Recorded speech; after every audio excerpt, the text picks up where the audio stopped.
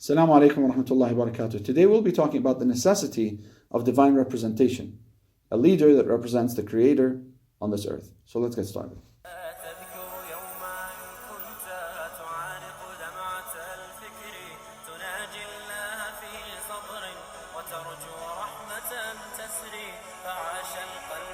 We know in our everyday lives that there's a logical necessity for leadership.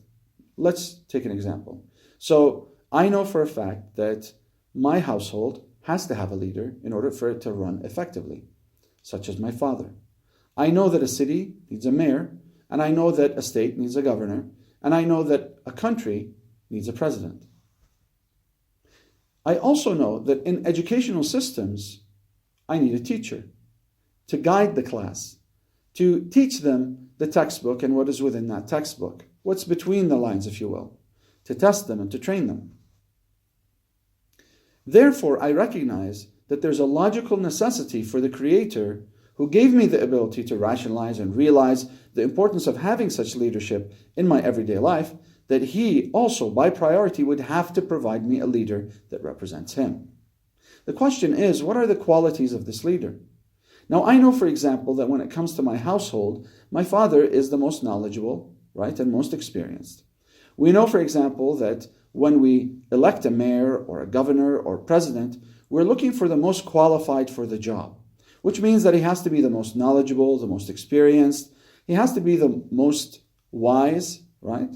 And so we also recognize that there has to be a system of qualification in order for a teacher, for example, or a professor to teach a body of students. That logical necessity is important for us. Why? Because it can't be that I would bring someone who doesn't know anything about biology, for example, to teach biology. There's a very simple logical principle. فَاقِدُ الشَّيْء لَا يُعْطِيهِ. A person who doesn't have something can't give it to you, right? I can't ask you for a book with a specific title if you don't own that book, right? You just can't give it to me. So the same thing applies here.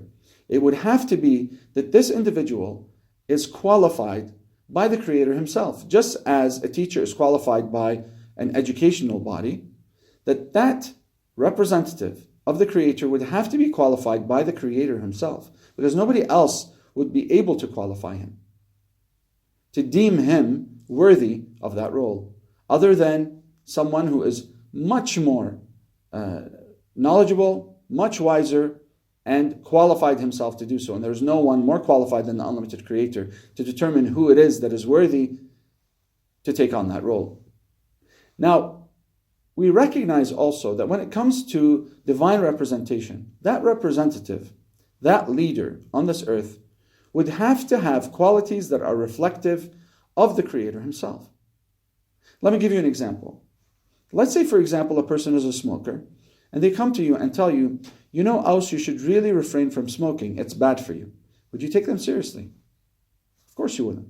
The reason why is because they're saying, do as I say, not do as I do. So they're not a great example, right?